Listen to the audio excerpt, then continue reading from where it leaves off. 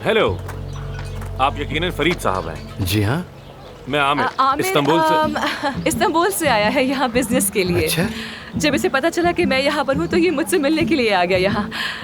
दरअसल आमिर मेरे कॉलेज का दोस्त है पापा। अच्छा, तो फिर तो तुम एक दूसरे को जानती भी होगी। आ, आ, आ, आ, हाँ, याद आ गया मुझे। ये तो वही लड़का है ना?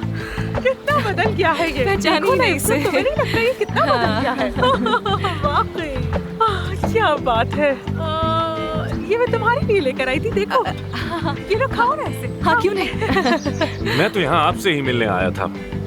वो दरअसल मेरे पास एक बहुत अच्छा आइडिया है आमिर, मालूम है? क्यों ना हम बाजार चलते हैं, वहाँ बैठकर चाय पियेंगे, बहुत सारी बातें करेंगे और यादें भी ताज़ा हो जाएंगी पुरानी। चाय बहुत अच्छी मिलती है वैसे वहाँ। ठीक है पापा, ठीक है हम लोग जा रहे हैं। आ जाओ आप।